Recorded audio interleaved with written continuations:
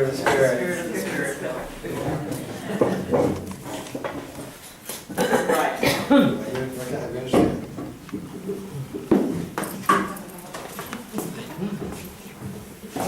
Bill said, Trudy, I don't want to hear you read that poem again for a long time. You've read it too much. Write some new poems. He said, where did you get that coat? Don't you have something with a little more style? That was Bill being my friend. Bill wrote, spoke, sang, I don't want less of anything else. I just want more art for ourselves. He wanted more art, more talk art. I discovered Red Sky on Labor Day at Bumbershoot in 1981. The open mic was the last event. Alfredo Valenzuela insisted that I go to the party at Tom Parsons' house afterwards, and I met more people than I could remember, but I felt like I was home. I went to Red Sky the next Sunday, and the next, and the next. I didn't have much money, and I wasn't making much. After a few weeks, I told Bill I didn't have the $2 donation, but I'd pay it next week. Bill never turned down anybody who wanted to listen to poetry. Following week, I put $5 in his hand. He started to give me change. I said, I don't want change. That's for last week plus a little. His eyes lit up, and I got that big shiny grin. Thanks, he said. The next week, I got there early.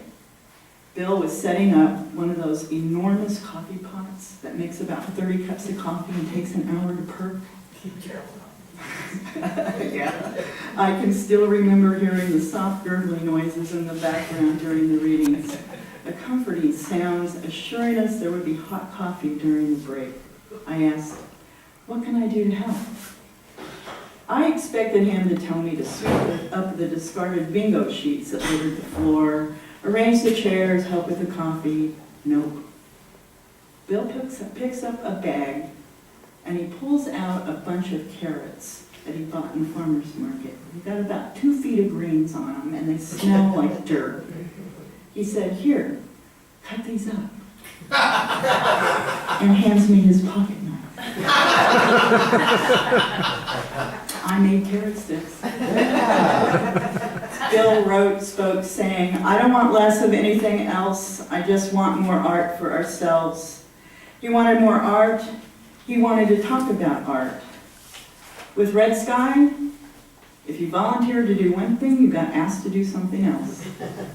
At every reading, along with the open mic sign-up sheet, there was a sheet to sign up for the mailing list. Red Sky flyers are mailed out every month, listing all the features and special events.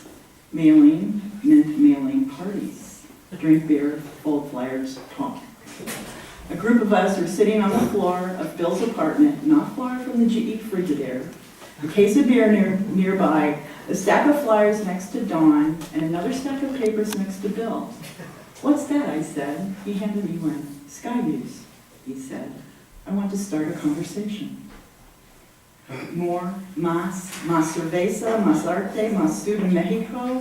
He said, I need someone to take over Sky Views. Okay. Trudy Mercer, Charlie Burks, Phoebe Boucher, Jim Maloney. Skipped a part.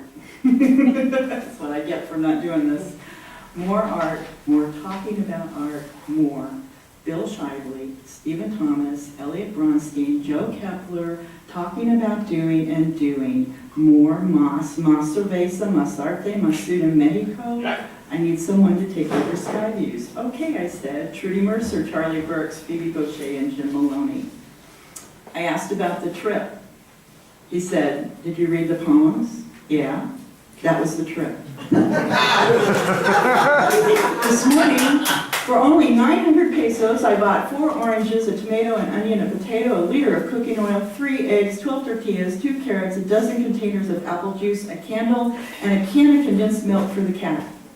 Today, the peso is worth a little above 0.6 cents. Another blow to the starving artist Smith, but you will be glad to know I spent the rest of the morning bathing and doing laundry in the river. America prefers her artists hungry, but she definitely won't keep them unless they're clean. The cat's name is Bicycle. I want more art for ourselves, he said. More art, more open sky. I don't know that I ever heard Bill call himself the editor of Open Sky, but he was definitely its heart. Mailing parties were one thing, collating parties were another. Any place there were tables and willing hands, at a tavern, during the reading, in my apartment, in my huge drafty apartment at Harvard and Union, a dozen or more people walking around every piece of furniture that could be used as a table. Finally done, everyone left. We turned around and realized that all of my furniture was in the middle of the room. Next issue, Bill directed the collating, and then he directed the furniture moving. 3 years of Open Sky. So popular, contributors didn't want to let it go. Persuaded Bill to do volume 4, number 1 from Japan. Then they realized they could do their own magazine, Open Sound. Bill wrote, "The people that made Open Sky, poets, writers, photographers, visual artists, friends and foes, made Open Sky. The people that made Open Sky care for Seattle, care for each other, care for art. That is all we asked. We haven't done too poorly." Bill said, "I'm doing a gig at the Kit Kat Club. You ought to come." He said gig, not reading, gig. I have a vague memory of Bill on stage with the harmonica. It was a different Bill. More art. The Bill Shively Band does more art.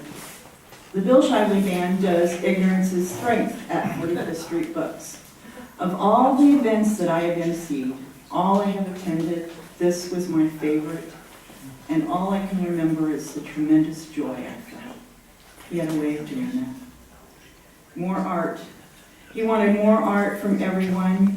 He wanted more art from me.